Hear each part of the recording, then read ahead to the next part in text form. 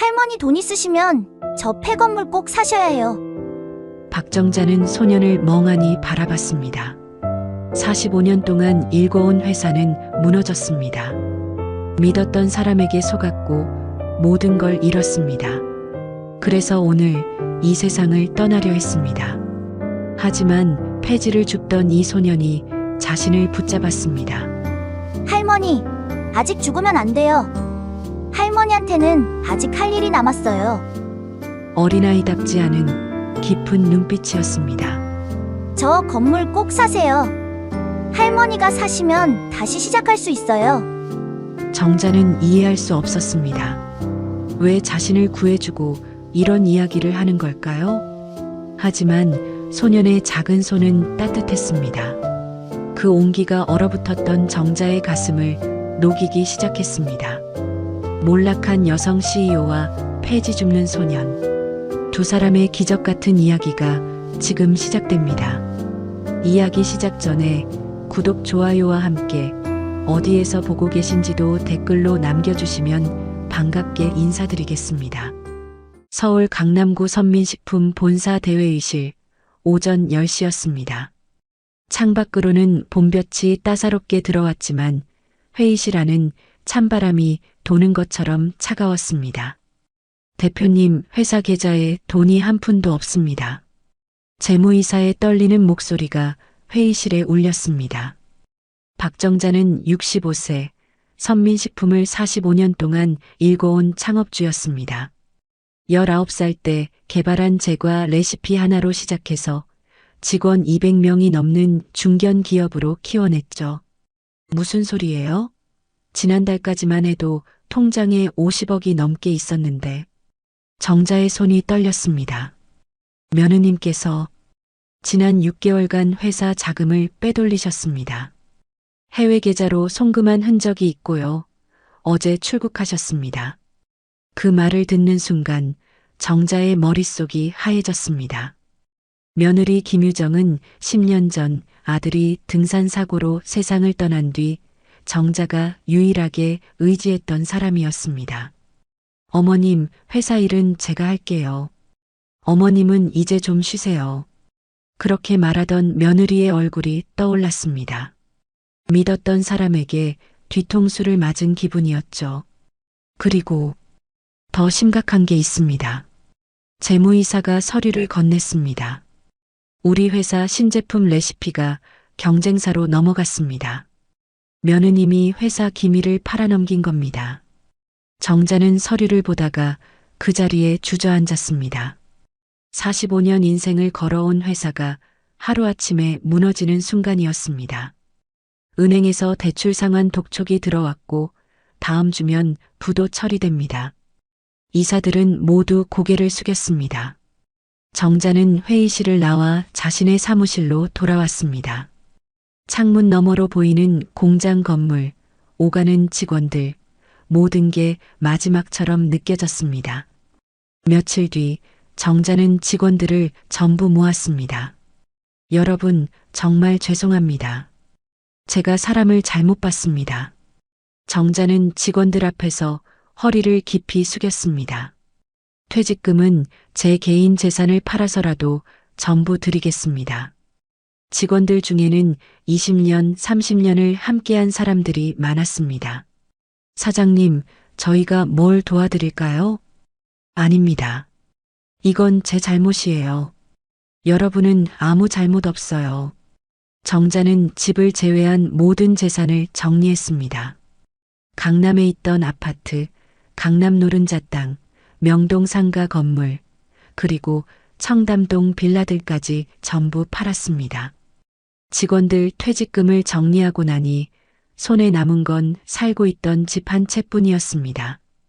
텅 빈 저택으로 돌아온 정자는 아들 사진 앞에 앉았습니다. 민수야, 엄마가 잘못했어. 내 아내를 믿었던 게 엄마 실수였구나. 10년 전 아들이 죽던 날 병원에서 며느리가 울던 모습이 떠올랐습니다. 진심으로 슬퍼하는 줄 알았는데 이제 보니 그것도 연기였을까요?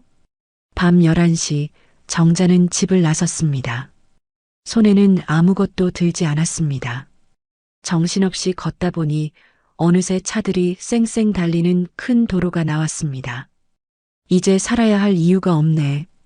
정자는 인도에 서서 도로를 바라봤습니다. 빠르게 달리는 차들의 불빛이 눈앞을 스쳐 지나갔습니다. 정자는 눈을 감고 도로 쪽으로 한 발짝 내디뎠습니다. 그 순간이었습니다. 할머니, 죽지 마세요. 누군가 정자의 옷자락을 뒤에서 잡아당겼습니다. 정자는 뒤로 비틀거리며 인도 바닥에 넘어졌고 옆을 보니 작은 손이 자신을 꽉 붙잡고 있었습니다. 10살쯤 되어 보이는 남자아이였습니다. 손에는 폐지 뭉치를 들고 있었고 얼굴은 때로 얼룩져 있었습니다. 할머니, 여기서 그러시면 안 돼요. 아이의 눈은 또렷했습니다. 어린아이 같지 않은 어른처럼 깊은 눈빛이었죠. 넌 누구니? 정자는 멍하니 아이를 바라봤습니다. 저는 이시우예요. 할머니, 아직 죽으면 안 돼요. 할머니한테는 아직 할 일이 남았어요. 아이는 정자의 손을 꽉 잡았습니다. 그 작은 손의 온기가 정자의 가슴에 전해졌습니다. 정자는 그 자리에 주저앉아 눈물을 흘렸습니다. 시우는 아무 말 없이 옆에 앉아서 정자의 손을 계속 잡아주었습니다. 얼마나 시간이 흘렀을까요? 정자는 천천히 일어났습니다. 너, 이 밤에 혼자 뭐하고 있니? 집은 어디고? 저기 골목 안쪽에 살아요. 시우가 어둑한 골목을 가리켰습니다. 정자는 차를 가지러 갔습니다. 타렴, 집까지 데려다 줄게. 시우는 폐지 뭉치를 안고 조심스럽게 차에 올라탔습니다. 차 안 더럽게 해서 죄송해요. 괜찮아. 그런 거 신경 쓰지 마. 정자는 차를 몰아 시우가 가리키는 곳으로 갔습니다. 어두운 골목, 판잣집들이 다닥다닥 붙어 있는 달동네였습니다. 차에서 내려 좁은 골목을 걸어 올라가니 시우의 집은 판잣집 끝자락에 있었습니다. 여기에요. 정자는 가슴이 먹먹해졌습니다. 낡은 판잣집, 금방이라도 무너질 것 같은 대문. 엄마는 일 나가셨어요. 새벽에 오실 거예요. 시우는 씩씩하게 웃었지만 그 웃음 뒤에 숨겨진 외로움이 느껴졌습니다. 정자가 돌아서려는데 시우가 조심스럽게 입을 열었습니다. 할머니, 저 할머니한테 드릴 말이 있어요. 응? 뭔데? 할머니 돈 많아요? 여기서 조금만 가면 폐건물이 하나 있어요. 그 건물 사세요. 정자는 깜짝 놀랐습니다. 폐건물? 그걸 왜? 그 건물 지하에 비싼 게 많이 있어요. 도자기랑 그림이요. 시우는 진지한 표정으로 말했습니다. 넌 어떻게 그걸 알아? 제가 폐지 주우러 들어갔다가 봤어요. 진짜예요, 할머니. 정자는 믿기지 않았지만 시우의 눈은 거짓말을 하지 않고 있었습니다. 그 건물, 귀신 나온다고 소문나서 아무도 안 사는 곳이에요. 그래서 싸게 팔려고 하는데 할머니가 사시면 좋을 것 같아요. 근데 왜 나한테 이런 얘기를 하는 거니? 시우는 잠시 망설이다가 말했습니다. 할머니가 좋은 분인 것 같아서요. 그리고 할머니한테는 아직 할 일이 남았다고 했잖아요. 정자는 시우의 어깨에 손을 올렸습니다. 고맙구나. 할머니가 한번 알아볼게. 네, 할머니. 꼭 사세요. 후회 안 하실 거예요. 내일 다시 올게. 내일 보자. 정자는 차에 올라타 집으로 돌아왔습니다. 운전하는 내내 시우의 말이 머릿속에 맴돌았습니다. 폐건물의 보물이라니. 말도 안 되는 이야기 같았지만 시우의 눈빛만큼은 진심이었습니다. 정자는 결심했습니다. 어차피 잃을 것도 없지 않은가.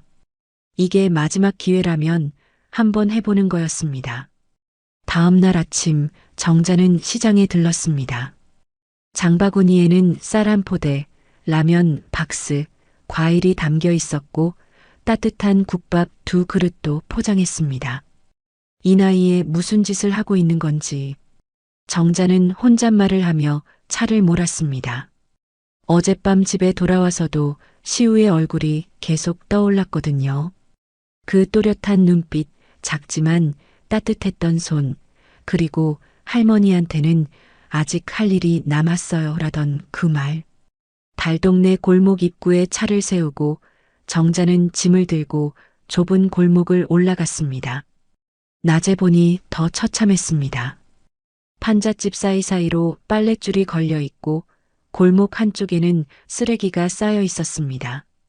할머니, 시우가 집 앞에서 정자를 기다리고 있었습니다. 어젯밤보다는 얼굴이 조금 깨끗했지만 옷은 여전히 낡고 작았습니다. 어머, 아침부터 밖에 있었니? 춥지 않았어? 괜찮아요. 할머니 오신다고 해서 기다렸어요. 시우는 환하게 웃었습니다. 정자는 가슴이 또 먹먹해졌습니다. 집 안으로 들어가니 더 놀랐습니다. 방 하나에 부엌이 딸린 작은 공간이었습니다. 천장에서는 곰팡이 냄새가 났고 벽지는 여기저기 뜯어져 있었습니다. 낡은 이불 하나와 작은 화로, 그리고 시우의 책가방이 전부였습니다. 엄마는 어디 갔니? 새벽에 청소일 나가셨어요.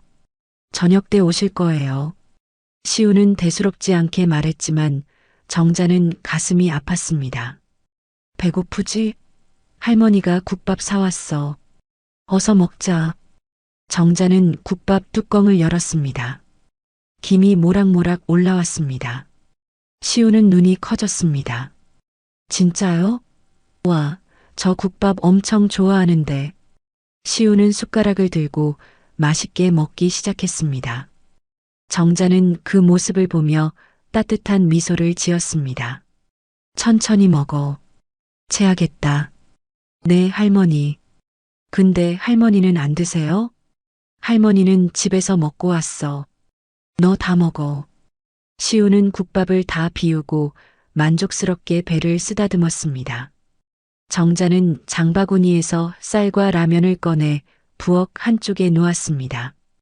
이건 엄마 오시면 같이 먹고, 그리고 이 과일도. 할머니, 고마워요. 근데 이렇게 많이 주시면. 시우의 눈가에 눈물이 맺혔습니다. 괜찮아. 할머니가 주고 싶어서 주는 거야. 정자는 시우의 머리를 쓰다듬었습니다. 시우는 고개를 들어 정자를 똑바로 바라봤습니다. 할머니, 저 어제 말했던 거 기억하세요? 응? 무슨 말? 폐건물 말이에요. 정자는 고개를 끄덕였습니다. 그래, 네가 폐건물을 사라고 했지. 네, 진짜 사셔야 해요. 시우는 진지한 표정이었습니다. 그 건물이 어디 있는데? 여기서 10분만 걸어가면 있어요. 제가 안내해 드릴게요. 시우는 정자의 손을 잡고 밖으로 나갔습니다. 골목을 빠져나와 조금 걸으니 낡은 3층 건물이 나타났습니다. 벽은 금이 가 있고 창문은 깨져 있었습니다. 건물 앞에는 매물 표지판이 붙어 있었습니다. 저 건물이야? 네, 여기요. 정자는 건물을 올려다봤습니다. 흉물이라는 말이 딱 맞았습니다. 근데 이 건물을 왜 사라는 거니? 시우는 잠시 망설이더니 입을 열었습니다. 할머니, 저 건물 지하에 보물이 있어요. 보물? 네, 비싼 도자기랑 그림이요. 제가 봤어요. 정자는 놀랐습니다. 너 그 안에 들어갔었니? 네, 한번 몰래 들어가 봤어요. 폐지 주우러 갔다가요. 시우는 손가락으로 건물 옆 깨진 담장을 가리켰습니다. 저기로 들어가면 지하로 가는 계단이 있어요. 정자는 믿기지 않았지만 시우의 눈은 거짓말을 하지 않았습니다. 근데 이 건물 주인은 왜 그걸 모를까? 아마 몰라서 그런 것 같아요. 지하에 문이 잠겨 있었는데 저는 작아서 틈으로 들어갈 수 있었거든요. 정자는 심장이 빨리 뛰기 시작했습니다. 만약 시우의 말이 진짜라면 집을 팔아서 저 건물을 사면 되는 걸까? 하지만 만약 거짓이라면 마지막 남은 재산마저 날리는 거였습니다. 할머니, 저 거짓말 안 해요. 진짜예요. 시우는 정자의 손을 꽉 잡았습니다. 정자는 시우를 바라봤습니다. 이 아이는 왜 자신을 이렇게 도우려는 걸까요? 어제는 목숨을 구해줬고 오늘은 이런 정보까지. 알았어. 할머니가 알아볼게. 정자는 부동산에 전화를 걸었습니다. 여보세요? 달동네 쪽에 있는 3층 건물 매물 있잖아요. 그거 주인 연락처 좀 알려주세요. 부동산 중개인은 놀란 목소리로 물었습니다. 아니, 그 흉물을 왜요? 거긴 귀신 나온다고 소문난 데라 아무도 안 사는데. 그래도 한번 알아보고 싶어서요. 알겠습니다. 잠시만 기다리세요. 정자는 전화를 끊고 시우를 받습니다. 할머니, 꼭 사세요. 후회 안 하실 거예요. 시우의 눈빛은 확신에 차 있었습니다. 정자는 결심했습니다. 이게 마지막 도박이라면 한번 해보는 거였습니다. 어차피 잃을 것도 없었으니까요. 다음 날 아침 정자는 부동산 중개소를 찾아갔습니다. 사장님, 달동네 쪽에 있는 3층 폐건물 말인데요. 그거 얼마예요? 중개인은 놀란 표정을 지었습니다. 아니, 그 흉물을 왜요? 거긴 10년째 안 팔려서 방치된 곳입니다. 귀신 나온다고 소문도 났고요. 그래도 한번 보고 싶어서요.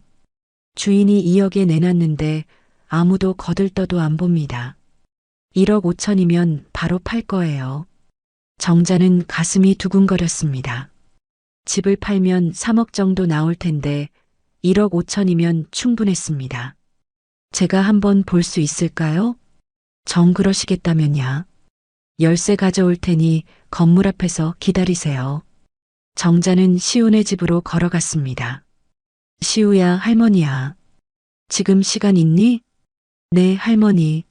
괜찮아요. 정자와 시우는 폐건물 앞으로 갔습니다. 중개인도 곧 도착했습니다.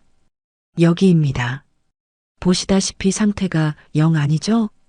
건물 외벽은 금이 가 있었고 1층 창문은 깨져 있었습니다. 중개인이 녹슨 자물쇠를 열자 삐걱거리는 소리와 함께 문이 열렸습니다. 안으로 들어가니 먼지 냄새가 코를 찔렀습니다. 조심하세요. 바닥이 안 좋아서 다치실 수도 있어요. 1층에는 텅 빈 공간만 있었습니다. 오래된 쓰레기와 깨진 유리 조각들이 널려 있었죠. 지하는 어떻게 가요? 저쪽 구석에 계단이 있습니다. 근데 지하는 진짜 위험해요. 시우가 정자의 손을 잡았습니다. 할머니, 제가 손전등 가져왔어요. 시우는 가방에서 작은 손전등을 꺼냈습니다. 그럼 제가 먼저 내려가 볼게요. 중개인은 고개를 저었습니다. 전 여기서 기다릴게요. 혹시 모르니 조심하세요. 정자와 시우는 지하로 내려가는 계단 앞에 섰습니다. 낡은 나무 계단이 삐걱거리며 소리를 냈습니다. 할머니, 천천히 가세요. 시우가 앞장서서 손전등을 비췄습니다. 계단을 내려가니 축축한 공기가 느껴졌습니다. 지하 공간은 생각보다 넓었습니다. 시우가 손전등을 이리저리 비추자 구석에 쌓여 있는 무언가가 보였습니다. 저기요, 할머니. 정자는 조심스럽게 다가갔습니다. 먼지로 뒤덮인 천이 여러 개 쌓여 있었습니다. 정자는 천을 조심스럽게 들어 올렸습니다. 그 순간 정자는 숨이 멎을 뻔했습니다. 하얀 도자기가 희미한 빛을 반사하며 나타났습니다. 이건... 정자는 손을 떨며 도자기를 만졌습니다. 매끄러운 표면, 우아한 곡선, 그리고 밑바닥에 새겨진 낡은 글씨. 제과 사업을 하면서 골동품에 관심이 많았던 정자는 한눈에 알아볼 수 있었습니다. 이거 조선시대 백자 아닌가? 시우가 옆에서 고개를 끄덕였습니다. 저도 그렇게 생각했어요. 정자는 다른 천들도 하나씩 들어 올렸습니다. 청아백자, 분청사기, 그리고 크고 작은 도자기들이 10점 넘게 쌓여 있었습니다. 하느님 맙소사. 정자의 손은 계속 떨렸습니다. 할머니, 저쪽에도 있어요. 시우가 반대편 벽을 가리켰습니다. 거기에는 나무 액자들이 세워져 있었습니다. 정자는 액자 하나를 들어 올려 먼지를 털어냈습니다. 산수화였습니다. 오른쪽 아래에는 작은 도장이 찍혀 있었습니다. 정자는 숨을 삼켰습니다. 이 도장, 혹시 이중섭 화백? 시우가 물었습니다. 진짜예요, 할머니? 확실하지는 않지만 전문가한테 보여줘야겠어. 정자는 다른 액자들도 확인했습니다. 박숙은 김한기로 보이는 그림들도 있었습니다. 정자는 가슴이 터질 것 같았습니다. 만약 이게 전부 진짜라면, 시우야, 네가 정말 할머니 인생을 구해줬구나. 정자는 시우를 꼭 안았습니다. 시우도 할머니를 꼭 안아주었습니다. 그럼 할머니, 이제 다시 시작할 수 있겠죠? 그래, 그럼. 고마워, 정말 고마워. 정자는 서둘러 지상으로 올라갔습니다. 사장님, 이 건물 살게요. 바로 계약서 써주세요. 중개인은 깜짝 놀랐습니다. 정말요? 지하 보셨어요? 네, 봤어요. 1억 5천에 계약할게요. 알겠습니다. 그럼 사무실로 가시죠. 일주일 뒤 정자는 집을 팔고 건물 매입을 완료했습니다. 그리고 골동품 감정 전문가를 불렀습니다. 여보세요, 김 선생님? 저 박정자인데요. 좀 급한 일이 있어서 연락드렸습니다. 다음 날 60대 중반의 감정사가 찾아왔습니다. 오랜만입니다, 사장님. 무슨 일이세요? 이것 좀 봐주실 수 있으세요? 정자는 도자기 하나를 꺼냈습니다. 감정사는 돋보기를 끼고 도자기를 자세히 살폈습니다. 이건 조선 후기 백자입니다. 상태도 아주 좋고요. 진품인가요? 네, 의심할 여지 없는 진품입니다. 요즘 시세로 5천만 원은 충분히 받을 겁니다. 정자는 가슴이 뛰었습니다. 그럼 이것도 좀 봐주세요. 정자는 그림들도 꺼냈습니다. 감정사의 눈이 커졌습니다. 이건 이중섭 화백의 작품 같은데요? 진짜인가요? 감정사는 한참을 들여다보더니 고개를 끄덕였습니다. 진품입니다. 이 그림은 최소 10억은 넘을 겁니다. 정자는 그 자리에 주저앉을 뻔했습니다. 나머지도 다 확인 부탁드립니다. 감정사는 하나하나 살펴보며 감탄을 쏟아냈습니다. 사장님, 이거 전부 어디서 구하셨어요? 국보급들도 섞여 있는데요. 그건 말하자면 길어요. 전부 합치면 100억은 좋게 넘을 겁니다. 정자는 눈물이 났습니다. 아들이 보내준 마지막 선물 같았습니다. 일주일 뒤 정자는 시우 집을 다시 찾았습니다. 이번에는 손에 큰 봉투를 들고 있었습니다. 쌀 한 포대, 반찬통, 과일 바구니, 그리고 새우까지들이었습니다. 할머니, 시우가 반갑게 뛰어나왔습니다. 어머, 우리 시우. 학교 잘 다녀왔니? 네, 할머니. 오늘 수학 시험에서 100점 받았어요. 정말? 우리 시우 장하네. 정자는 시우의 머리를 쓰다듬었습니다. 그런데 엄마는 집에 계시니? 네, 오늘 일 안 나가셨어요. 제가 불러올게요. 시우가 안으로 뛰어들어갔습니다. 잠시 후 30대 후반쯤 되어 보이는 여자가 나왔습니다. 마른 몸에 지친 얼굴, 하지만 단정하게 묶은 머리와 깨끗한 옷차림이었습니다. 그 순간 정자는 그 자리에 얼어붙었습니다. 이 얼굴, 어디서 봤지? 여자가 고개를 숙이며 인사했습니다. 안녕하세요. 저희 시우가 큰 신세를 졌다고 들었습니다. 정자는 그 목소리를 듣는 순간 확신했습니다. 혹시 신혜 씨 아니세요? 여자는 깜짝 놀라며 고개를 들었습니다. 네, 저를 어떻게... 정자는 가슴이 쿵 하고 내려앉는 것 같았습니다. 김신혜, 맞죠? 네, 맞는데요. 저를 어떻게 아세요? 정자는 손이 떨렸습니다. 신혜는 아들이 결혼 전에 사귀었던 여자였습니다. 아들 민수가 어머니에게 처음으로 소개하고 싶다고 했던 그 여자. 하지만 그때 정자는 며느리감으로 보기에는 집안이 가난하다며 반대했었죠. 저는 박정자입니다. 선민식품. 정자가 말을 잇지 못하자 신혜의 얼굴이 하얗게 질렸습니다. 어머니? 신혜는 뒷걸음질을 쳤습니다. 어머님이세요? 민수 오빠의. 그래요. 내가 민수 엄마예요. 두 사람은 한동안 말없이 서로를 바라봤습니다. 정자는 신혜를 보며 가슴이 미어졌습니다. 10년 전 아들이 그토록 사랑했던 여자. 들어가서 이야기할까요? 정자가 조심스럽게 물었습니다. 신혜는 고개를 끄덕이며 문을 열었습니다. 좁은 방 안으로 들어가자 시우가 물을 따라왔습니다. 시우야, 너는 밖에서 좀 놀다 오렴. 엄마랑 할머니가 할 이야기가 있어. 신혜가 말했습니다. 네, 엄마. 시우가 나가자 두 사람은 마주 앉았습니다.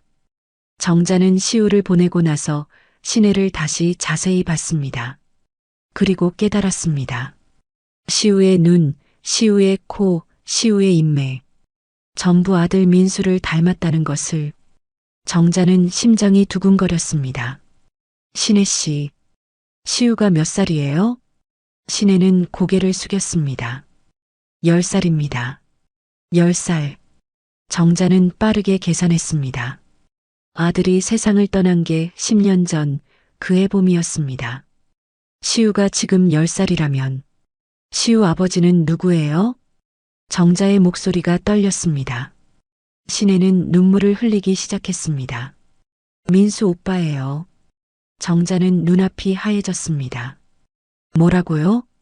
시우는 민수 오빠의 아들이에요. 제 아들이자 어머님의 손자예요. 정자는 그 자리에 주저앉을 뻔했습니다. 그럼 그때 임신한 걸 알았어요? 네. 민수 오빠가 결혼하고 알았어요.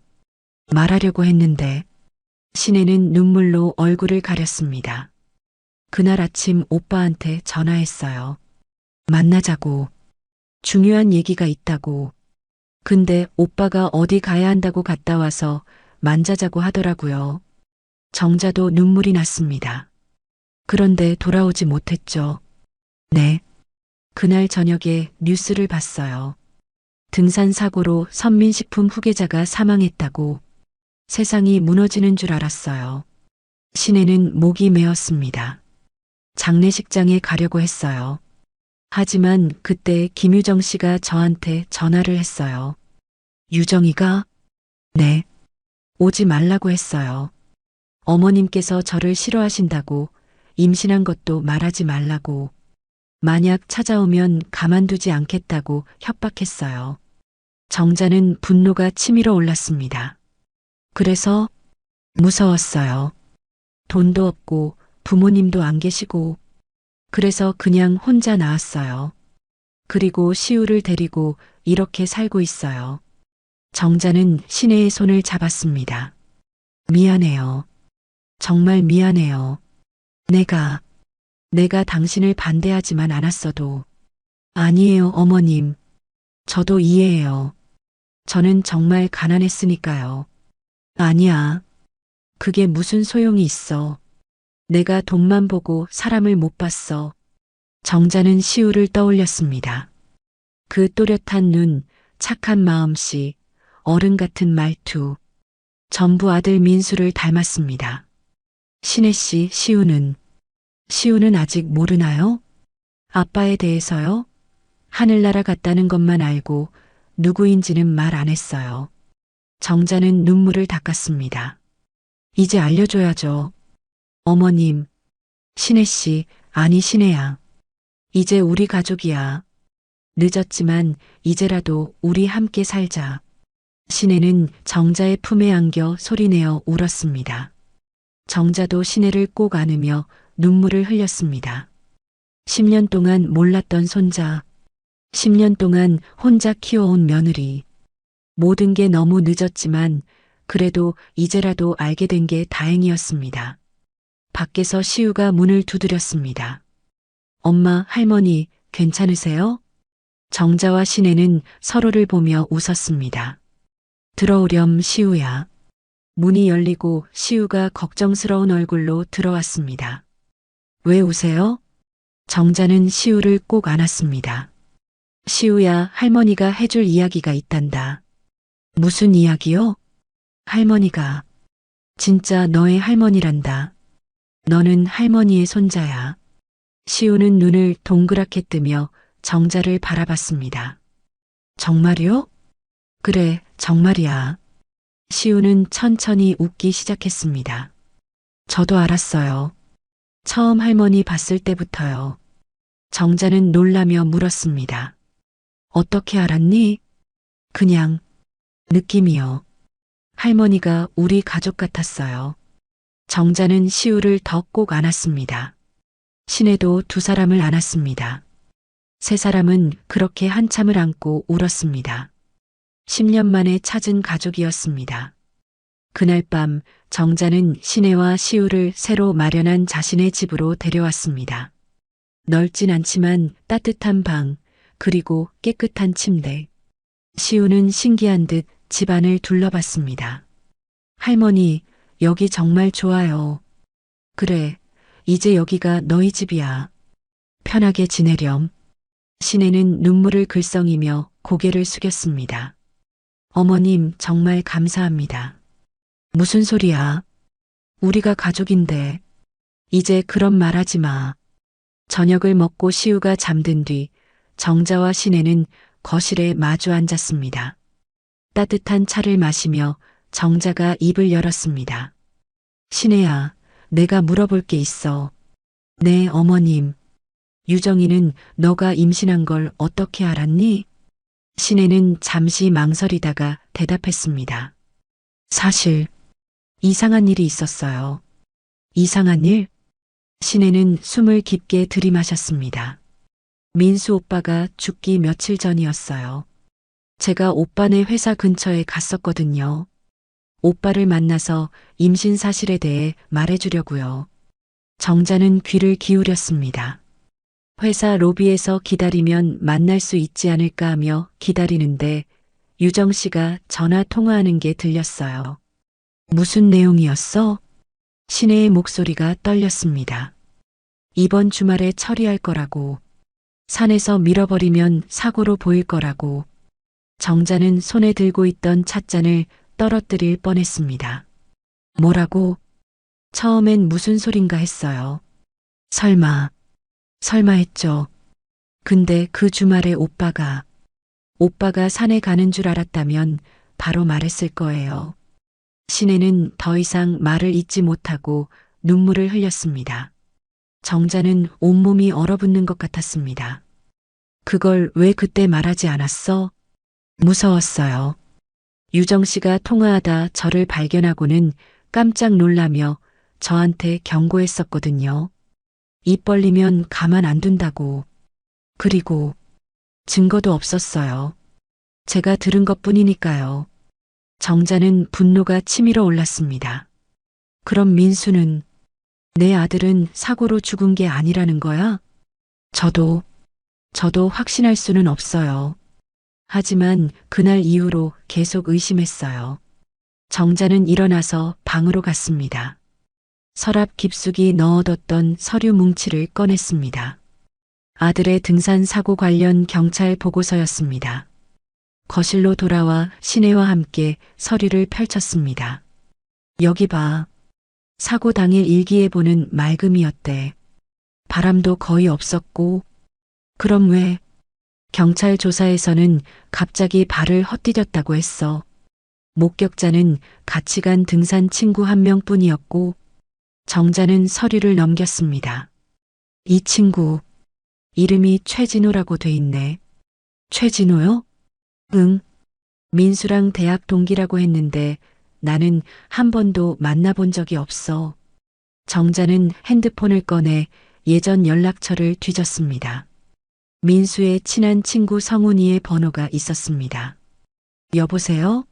성훈아, 나 민수 엄마야. 아, 어머니. 안녕하세요. 너 혹시 최진호라는 사람 알아? 민수랑 대학 동기였다는데. 전화기 너머로 잠시 침묵이 흘렀습니다. 어머니, 최진호는 민수 형이랑 친한 친구가 아니었어요. 정자의 심장이 쿵 하고 내려앉았습니다. 그럼 누구야? 그 사람. 형수님, 아니 유정 씨 대학 선배예요. 그때 유정 씨가 형한테 소개시켜줬던 거로 알고 있어요. 정자는 숨이 막혔습니다. 확실해? 네. 저도 한두 번 본 적 있는데 민수 형은 그 사람을 별로 안 좋아했어요. 근데 유정 씨가 자꾸 만나자고 해서 어쩔 수 없이 만났던 것 같아요. 고맙다, 성훈아. 큰 도움이 됐어. 전화를 끊고 정자는 시내를 봤습니다. 시내야, 이거 우연이 아니야. 어머님, 유정이가 계획한 거야. 자기 친한 선배를 등산에 보내서 정자는 더 이상 말을 잇지 못했습니다. 자신의 아들이 며느리 손에 죽었다는 것을 받아들이기 힘들었습니다. 어머님, 그럼 어떻게 하실 거예요? 정자는 눈을 감았습니다. 잠시 후 눈을 뜨니 그 안에는 결연한 의지가 담겨 있었습니다. 재조사를 해야겠어. 경찰한테 다시 신고하고 사립탐정도 고용할 거야. 하지만 10년이나 지났는데 증거를 찾을 수 있을까요? 찾아야지. 민수를 위해서라도. 그리고 정자는 시우가 자고 있는 방을 바라봤습니다. 시우를 위해서라도. 내 손자가 아버지 없이 자란 이유를 밝혀야 해. 다음 날 아침 정자는 유명한 사립탐정 사무소를 찾았습니다. 50대 중반의 탐정이 정자를 맞이했습니다. 사장님, 무슨 일로 오셨습니까? 10년 전 등산 사고를 재조사해 주셨으면 합니다. 정자는 사건의 전말을 설명했습니다. 탐정은 진지하게 들으며 메모를 했습니다. 일단 당시 등산 동행자였던 최진호부터 찾아봐야겠네요. 그 사람 지금 어디 있나요? 제가 알아보겠습니다. 부탁드립니다. 비용은 얼마가 들든 상관없어요. 알겠습니다. 최선을 다하겠습니다. 정자는 집으로 돌아왔습니다. 거실에서 시우가 숙제를 하고 있었습니다. 할머니, 다녀오셨어요? 그래, 시우야. 정자는 시우 옆에 앉았습니다. 시우의 얼굴을 보니 죽은 아들의 얼굴이 겹쳐 보였습니다. 할머니, 왜 그러세요? 아니야. 그냥 우리 시우가 너무 예뻐서. 시우는 환하게 웃었습니다. 정자는 마음속으로 다짐했습니다. 민수야, 엄마가 반드시 진실을 밝혀낼게. 내 아들, 우리 시우를 지킬게. 정자는 시우의 머리를 쓰다듬으며 조용히 눈물을 흘렸습니다. 분노와 슬픔, 그리고 복수심. 세 가지 감정이 정자의 가슴 속에서 불타올랐습니다. 며느리 유정에 대한 복수가 이제 막 시작되려 하고 있었습니다. 2주가 지난 어느 날 사립탐정이 정자에게 전화를 걸어왔습니다. 사장님, 중요한 정보를 찾았습니다. 지금 만날 수 있으시겠습니까? 네, 당장 가겠습니다. 정자는 서둘러 탐정 사무소로 향했습니다. 사무실 책상 위에는 두툼한 서류 뭉치와 사진들이 놓여 있었습니다. 사장님, 앉으세요. 보여드릴 게 많습니다. 탐정은 첫 번째 사진을 꺼냈습니다. 이 사진을 보시죠. 유정 씨가 민수 씨와 결혼하기 1년 전 찍힌 겁니다. 사진 속에는 유정이 한 남자와 손을 잡고 걷는 모습이 찍혀 있었습니다. 이 남자는 누구죠? 강민석이라는 사람입니다. 대기업 부장인데 유정 씨와 대학 동창이에요. 탐정은 다른 사진들도 꺼냈습니다. 카페에서 마주 앉아 있는 모습, 호텔 로비로 함께 들어가는 모습, 이 사진들은 전부 결혼 전에 찍힌 겁니다. 그런데 탐정은 다른 서류를 펼쳤습니다. 결혼 후에도 이 사람과 계속 만났어요. 제가 확인한 것만 해도 수십 번입니다. 정자는 손이 부들부들 떨렸습니다. 그럼 유정이가 민수랑 결혼한 이유는 돈이었을 겁니다. 선민식품의 재산이 목적이었던 거죠. 탐정은 또 다른 서류를 꺼냈습니다. 더 심각한 게 있습니다. 유정 씨는 결혼 직후부터 해외 계좌를 만들었어요. 해외 계좌요? 네, 스위스와 싱가포르에 비밀 계좌가 있습니다. 여기로 돈을 조금씩 빼돌렸어요. 정자는 서류를 보며 한숨을 쉬었습니다. 얼마나 빼돌렸어요? 제가 확인한 것만 50억이 넘습니다. 회사 돈을 조금씩 빼서 개인 계좌로 옮긴 뒤 다시 해외로 송금했어요. 이 나쁜. 정자는 더 이상 말을 잇지 못했습니다. 그리고 산업 스파이건도 확인했습니다. 탐정은 또 다른 증거를 보여줬습니다. 유정 씨는 경쟁사 임원과 정기적으로 만났어요. 회사 기밀을 넘긴 대가로 10억을 받았습니다. 증거가 있어요? 네, 계좌 이체 기록이 있습니다. 그리고 당시 경쟁사 직원의 증언도 확보했어요. 정자는 가슴이 터질 것 같았습니다. 그런데 사장님, 가장 중요한 걸 말씀드려야겠습니다. 탐정의 표정이 어두워졌습니다. 등산 사고건 말이에요. 정자는 몸을 앞으로 기울였습니다. 찾았어요? 네. 최진호를 찾았습니다. 어디 있어요? 현재 필리핀에 살고 있습니다. 한국을 떠난 지 9년 됐어요. 9년이면 민수가 죽고 1년 뒤네요. 맞습니다. 그리고 그가 떠나기 직전에 유정 씨로부터 큰 돈을 받았어요. 탐정은 은행 거래 내역을 보여줬습니다. 5억 원입니다. 사고 직후 유정 씨 계좌에서 최진호 계좌로 입금됐어요. 정자는 온몸에 소름이 돋았습니다. 그럼 정말로, 네, 최진호가 민수 씨를 밀어버렸을 가능성이 높습니다. 유정 씨의 사주를 받고요. 정자는 눈물이 났습니다. 내 아들이 그렇게. 탐정은 물 한 잔을 건넸습니다. 진정하세요, 사장님. 그리고 이것도 보셔야 합니다. 탐정은 마지막 서류를 꺼냈습니다. 당시 최진호 동거녀의 진술서입니다. 최진호가 자신에게 사람을 죽였다고 말했답니다. 갑자기 돈을 흥청망청 쓰길래 돈이 어디서 났냐고 했더니 말해주더랍니다. 발설하면 너도 죽이겠다면서. 무서워서 그동안 얘기하지 못했다 하더라고요. 정자는 비명을 지를 뻔했습니다. 사고가 아니었어. 살인이었어. 네. 이 진술서와 동거래 기록이 있으면 충분히 재수사가 가능합니다. 정자는 주먹을 불끈 쥐었습니다. 유정이는 지금 어디 있어요? 동남아 어딘가에 있을 겁니다. 정확한 위치는 아직 파악 중입니다. 찾아주세요. 반드시 찾아서 감옥에 보내야겠어요. 알겠습니다. 정자는 사무소를 나와 차에 올랐습니다. 핸들을 잡은 손이 떨렸습니다. 분노, 슬픔, 배신감, 모든 감정이 한꺼번에 밀려왔습니다.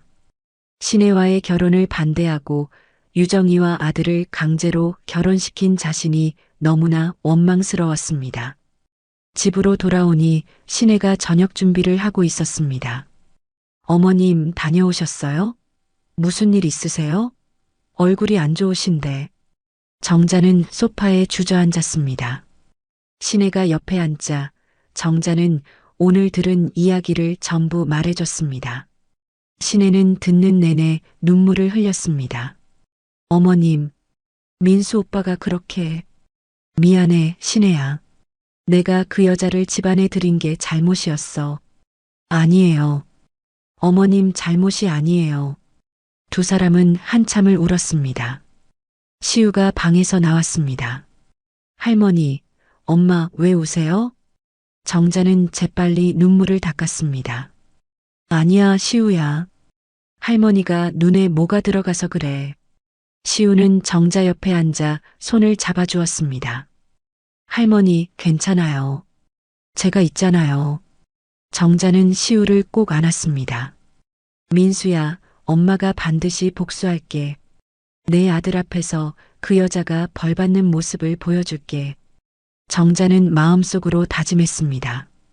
이제 복수가 시작될 것입니다. 며느리 유정을 반드시 찾아내고 법의 심판을 받게 만들 것입니다. 그날 밤 정자는 변호사에게 전화를 걸었습니다. 여보세요, 김 변호사님? 저 박정자입니다. 내일 사무실로 찾아가겠습니다. 중요한 소송건이 있어서요. 알겠습니다, 사장님. 내일 뵙죠. 전화를 끊고 정자는 창밖을 바라봤습니다. 어두운 밤하늘에 별이 반짝이고 있었습니다. 민수야, 엄마 믿고 기다려. 곧 내 억울함을 풀어줄게. 정자의 눈빛에는 결연한 의지가 담겨 있었습니다. 한 달 뒤 정자는 서울중앙지검을 찾았습니다. 김 변호사와 함께 검사실에 들어갔습니다. 사장님, 증거가 이렇게 많으면 충분히 재수사가 가능합니다. 40대 중반의 박 검사가 서류를 검토하며 말했습니다. 횡령, 산업 스파이, 그리고 살인교사 혐의까지. 이건 중범죄입니다. 검사님, 유정이 이 못된 것을 꼭 잡아서 벌 주세요. 정자의 목소리가 떨렸습니다. 인터폴에 적색 수배를 요청하겠습니다. 그리고 공범들도 전부 조사하죠. 공범이요? 네. 경쟁사 임원, 최진호, 그리고 돈을 받은 사람들 전부 조사해야 합니다. 박 검사는 전화를 걸었습니다. 형사과장님, 저 박민호 검사입니다. 긴급 수배 건이 있습니다. 며칠 뒤 경찰은 경쟁사 임원 강태수를 체포했습니다. 뉴스에 대서특필됐습니다. 부도난 선민식품회사 기밀 유출 사건, 대기업 임원 긴급 체포. 정자는 뉴스를 보며 작은 위안을 얻었습니다. 이제 시작이야. 유정이 차례야. 일주일 뒤 사립탐정이 전화를 걸어왔습니다. 사장님, 유정 씨 위치를 찾았습니다. 어디예요? 태국 방콕입니다. 고급 빌라에서 지내고 있어요. 확실해요? 네. 현지 탐정을 고용해서 확인했습니다.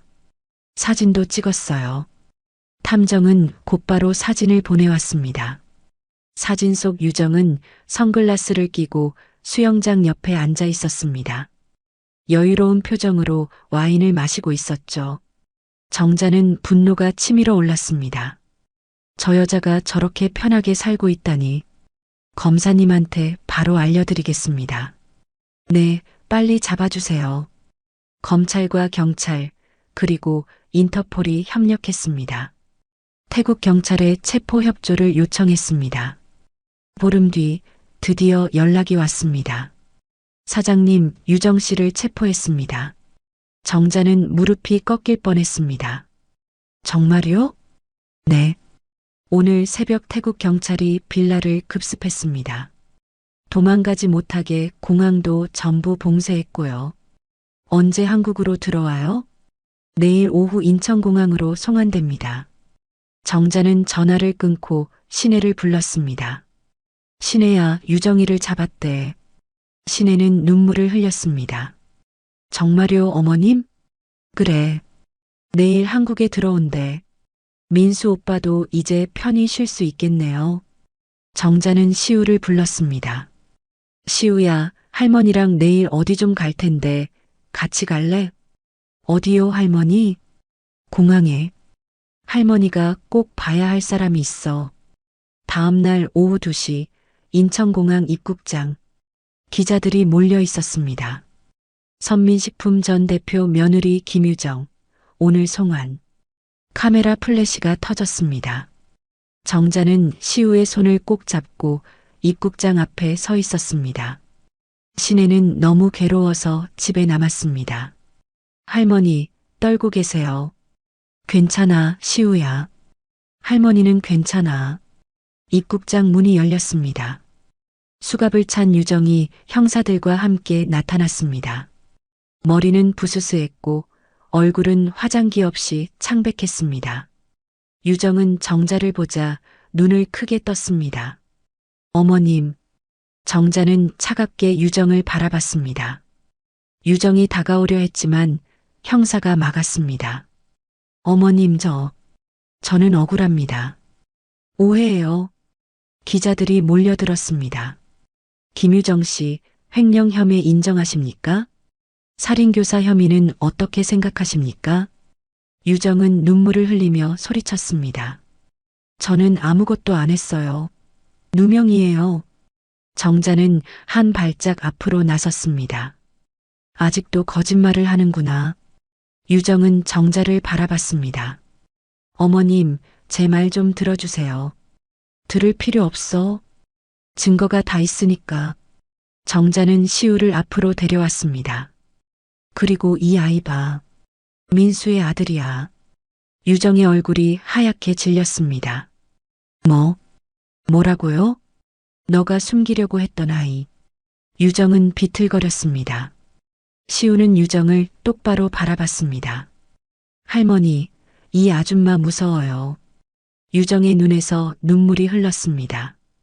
어머님, 저는 이제 와서 무슨 말을 해도 소용없어. 법이 판단할 거다. 형사가 유정을 호송 차량으로 데려갔습니다. 유정은 끌려가면서도 뒤를 돌아봤습니다. 어머님. 정자는 고개를 돌렸습니다. 더 이상 볼 필요가 없었습니다. 차가 떠나고 정자는 시우를 안았습니다. 시우야, 괜찮니? 네, 할머니.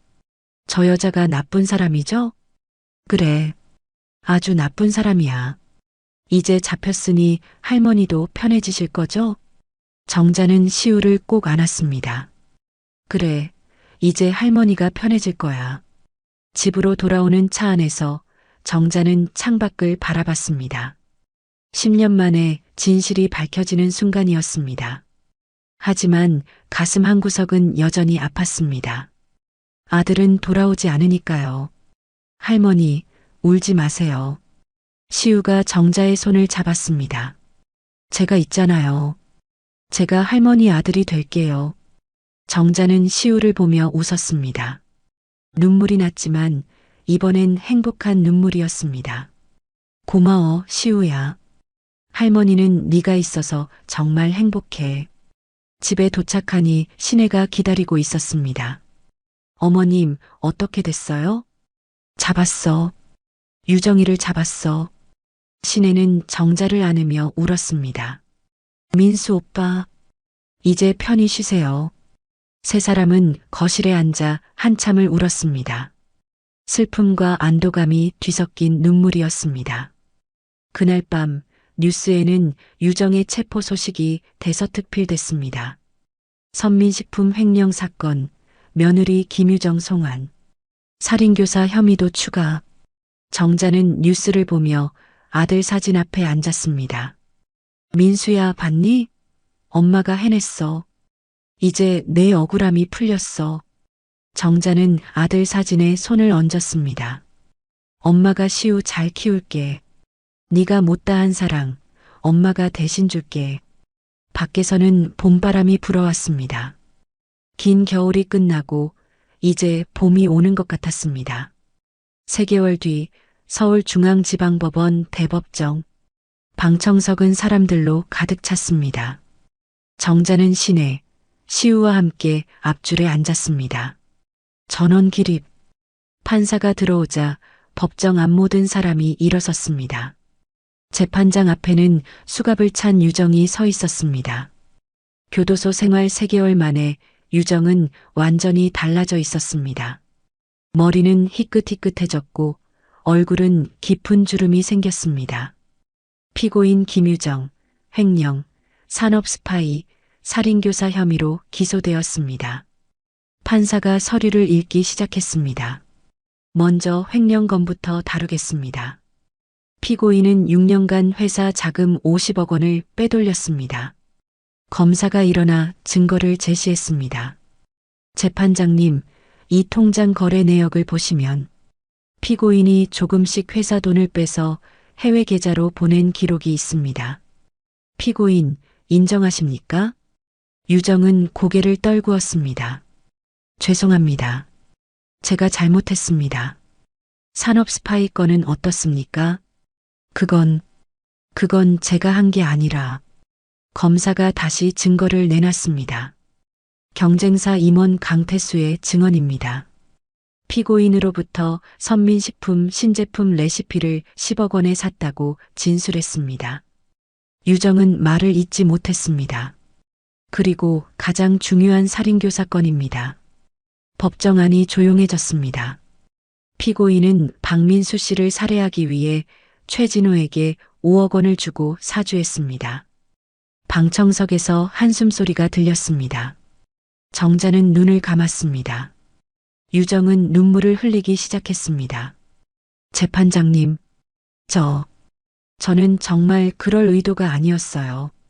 그럼 어떤 의도였습니까? 저는 그냥 위험만 하라고 했어요. 죽이라고 한 게 아니에요. 방청석이 웅성거렸습니다. 판사가 방망이를 두드렸습니다. 조용히 하십시오. 정자는 유정을 차갑게 바라봤습니다. 이제 와서 변명을 해봤자 소용없었습니다. 최진호의 진술서가 있습니다. 피고인이 명확하게 사고로 위장하라고 지시했다고 나와 있습니다. 유정은 무릎이 꺾이며 주저앉았습니다. 재판장님, 살려주세요. 피고인, 일어나십시오. 교도관이 유정을 일으켰습니다. 판사는 잠시 서류를 검토했습니다. 그럼 피해자 측 진술을 듣겠습니다. 정자가 증인석에 섰습니다. 박정자 씨, 피고인에게 하실 말씀이 있으십니까? 정자는 유정을 똑바로 바라봤습니다.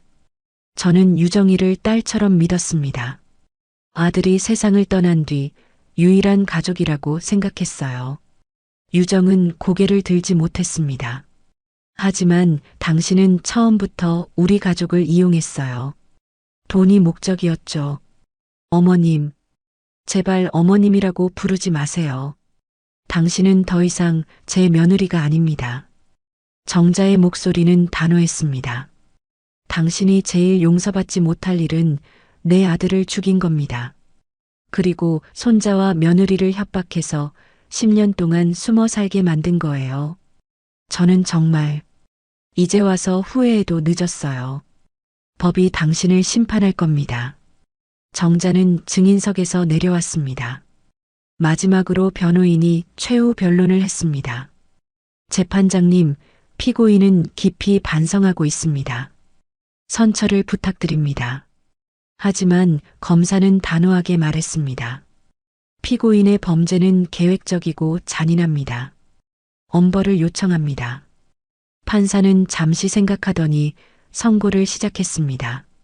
피고인 김유정에게 다음과 같이 선고합니다. 법정안이 숨죽였습니다. 횡령죄로 징역 5년, 산업 스파이죄로 징역 3년, 살인교사죄로 징역 15년. 각 죄를 합산하여 징역 20년을 선고합니다. 유정은 그 자리에 주저앉았습니다. 안 돼요. 가석방은 불가합니다. 피고인은 즉시 수감됩니다. 교도관이 유정을 일으켰습니다. 유정은 끌려가면서 정자를 받습니다. 어머님, 용서해 주세요. 정자는 고개를 돌렸습니다. 더 이상 볼 필요가 없었습니다. 법정을 나오자 햇살이 따스하게 내리쬐었습니다. 정자는 시우의 손을 잡았습니다. 할머니, 이제 끝났어요? 그래, 시우야. 이제 다 끝났어. 시내가 정자를 안았습니다. 어머님, 고생하셨어요. 아니야. 이제 시작이야. 우리 가족, 새롭게 시작하는 거야. 일주일 뒤 정자는 시내와 시우를 데리고 구청에 갔습니다. 호적에 올리려고요. 며느리랑 손자를요. 담당 공무원이 웃으며 말했습니다. 축하드립니다. 좋은 가족이시네요. 서류를 작성하고 나오는 길에 정자는 두 사람을 꼭 안았습니다. 이제 우리는 진짜 가족이야. 네, 어머님. 네, 할머니. 그날 저녁 집으로 옛 직원들이 찾아왔습니다. 사장님, 소식 들었습니다. 정말 다행이에요. 20년을 함께한 생산팀장 이 과장이 눈물을 흘렸습니다. 사장님, 다시 회사 시작하신다면서요? 저희도 함께하고 싶습니다. 우리 없이는 안 돼요, 사장님. 직원들이 하나둘 모였습니다. 정자는 가슴이 뜨거워졌습니다. 여러분, 정말 고맙습니다. 사장님이 있는 선민식품이 진짜예요. 함께 다시 만들어요. 정자는 직원들과 손을 맞잡았습니다. 좋아요. 우리 다시 시작합시다. 그날 밤 정자는 아들 사진 앞에 앉았습니다. 민수야, 봤니? 엄마가 해냈어. 이제 시우랑 시내랑 함께 회사 다시 만들 거야. 정자는 사진을 쓰다듬었습니다. 네가 지켜주고 있는 거지? 고마워, 아들아. 밖에서 시우가 불렀습니다. 할머니, 같이 저녁 먹어요. 정자는 웃으며 일어났습니다. 그래, 간다. 새로운 시작이었습니다. 재판이 끝난 지 한 달 뒤, 정자는 폐건물에서 나온 도자기와 그림을 경매에 내놓았습니다. 서울 시내 유명 경매장에서 진행됐습니다. 조선 백자 시작가 3천만 원. 경매사의 목소리가 울렸습니다. 3,500, 4천, 5천만 원. 낙찰가는 7천만 원이었습니다. 이중섭 화백의 그림은 12억에 낙찰됐습니다. 전부 합쳐서 120억을 손에 쥐게 됐습니다. 어머님, 정말 대단하세요. 시내가 감탄했습니다. 이제 시작이야. 이 돈으로 다시 공장을 세울 거야. 정자는 경기도 외곽의 작은 공장 부지를 알아봤습니다. 여기 어때요? 월세도 저렴하고 교통도 괜찮아요. 부동산 중개인이 2층짜리 작은 건물을 보여줬습니다. 좋아요. 여기로 할게요. 공장을 계약하고 정자는 옛 직원들에게 연락했습니다. 여러분, 저 박정자입니다. 다시 시작하려고 하는데 함께 해주시겠어요? 전화를 받은 직원들은 모두 기뻐했습니다. 사장님, 저 당연히 가야죠. 언제부터 시작하세요? 바로 갈 수 있어요. 일주일 뒤 공장 앞에 옛 직원들이 하나둘 모여들었습니다. 20년을 함께한 생산팀장 이 과장, 품질관리 박 대리, 영업팀 김 과장, 모두 20명이 모였습니다. 사장님, 여러분, 정자는 눈물을 흘렸습니다. 다시 만나서 정말 반가워요. 사장님이 계신 곳이 진짜 선민식품이에요. 직원들도 눈물을 흘렸습니다. 그럼 이제부터 다시 시작합시다. 정자는 주먹을 불끈 쥐었습니다. 처음엔 작은 오븐 2대와 믹서기 몇 개가 전부였습니다.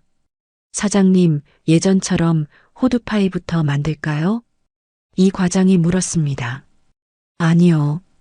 이번에는 새로운 걸 만들 거예요. 정자는 며칠 밤을 새우며 레시피를 개발했습니다. 시우가 옆에서 지켜봤습니다. 할머니, 뭐 만드세요? 시우야, 할머니가 특별한 과자를 만들고 있어. 정자는 찹쌀가루에 꿀과 버터를 넣고 반죽했습니다. 그리고 얇게 펴서 오븐에 구웠습니다. 바삭하게 구워진 쿠키 위에 견과류와 초콜릿을 얹었습니다. 맛 좀 볼래?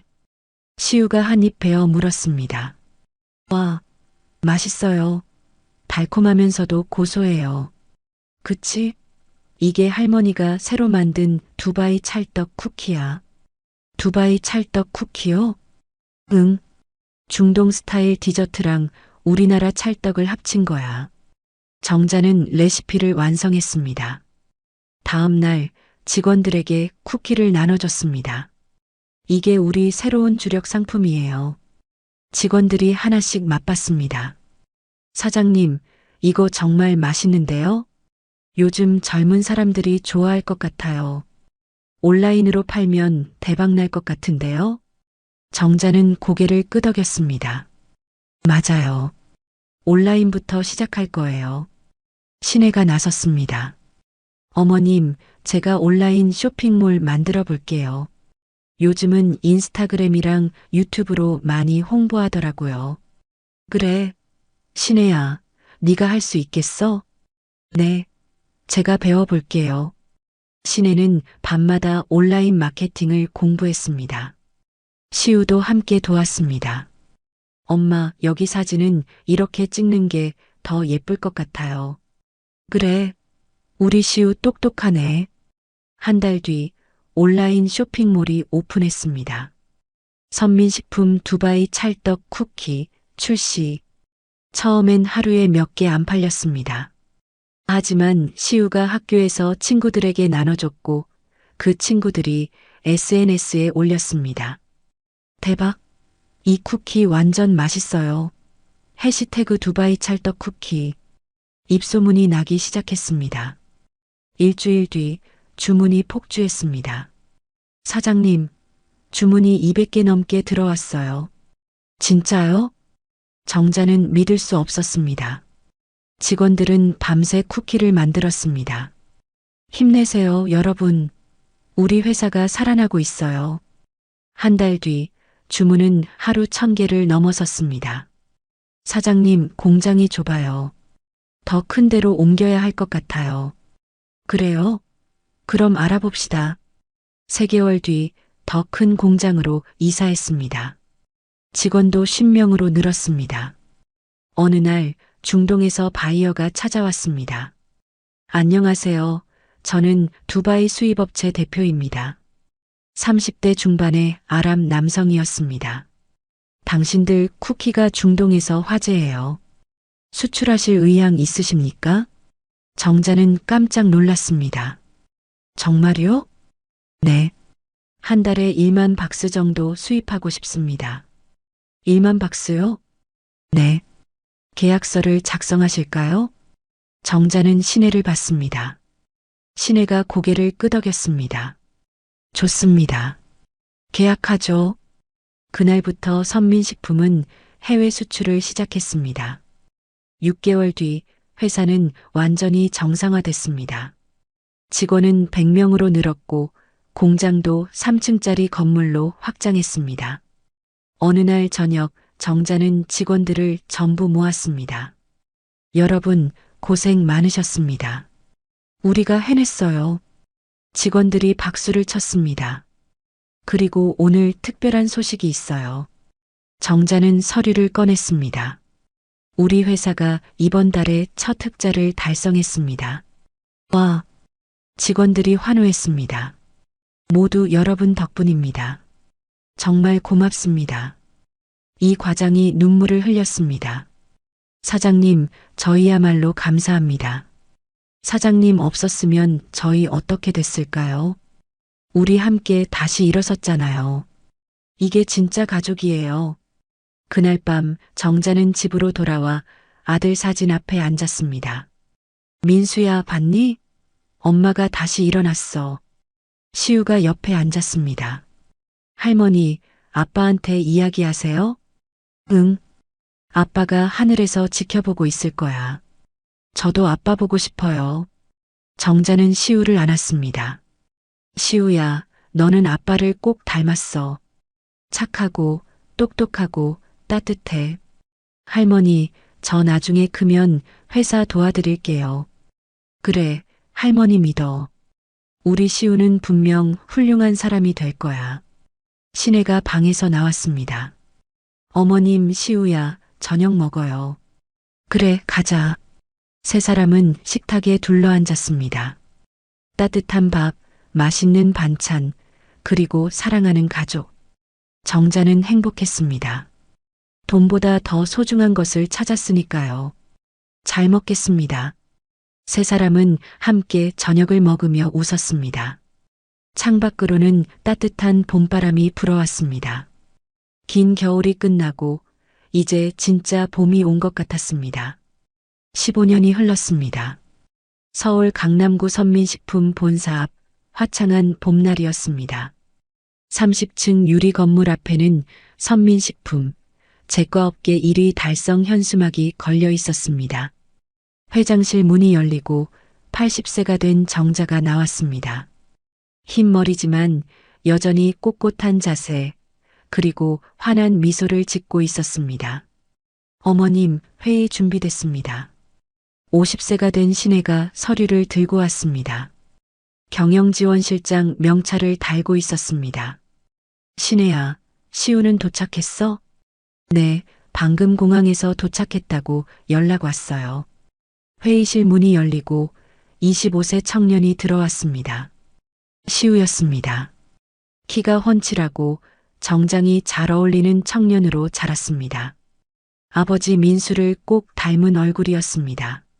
할머니, 어머, 우리 시우 왔구나. 정자는 시우를 꼭 안았습니다. 하버드에서 MBA 마치느라 고생 많았지? 아니에요, 할머니. 재미있었어요.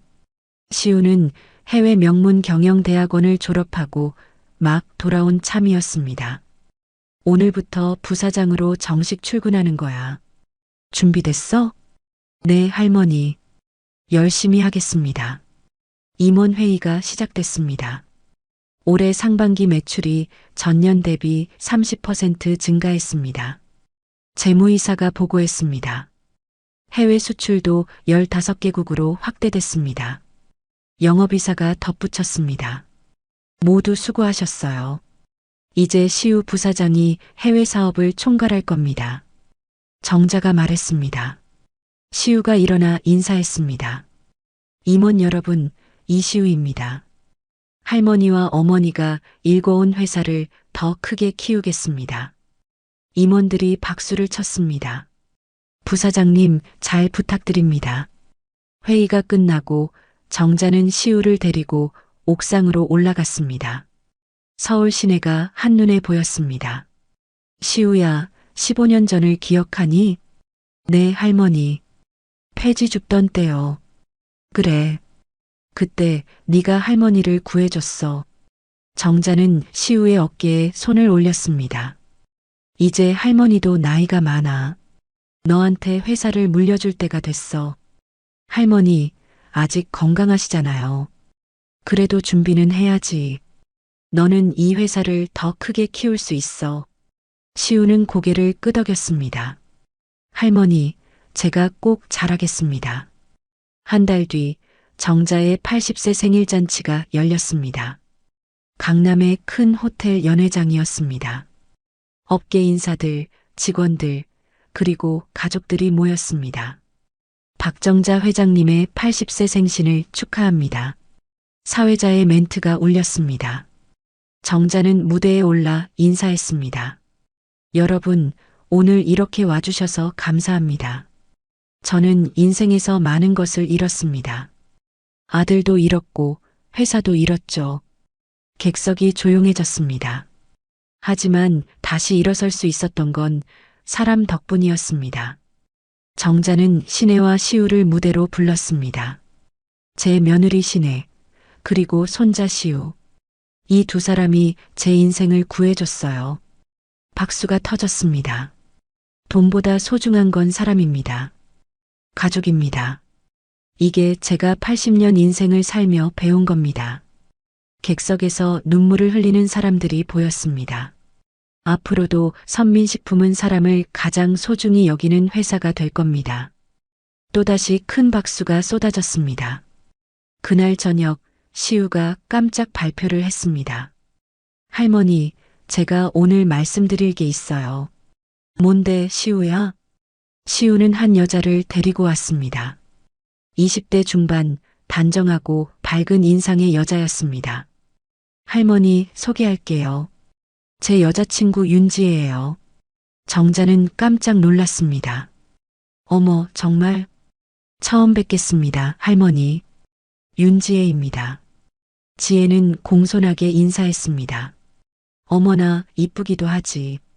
어디서 만났어? 대학 동기예요. 사회복지학과 나왔어요. 정자는 지혜의 손을 잡았습니다. 착해 보이네. 우리 시우 잘 부탁해요. 네, 할머니.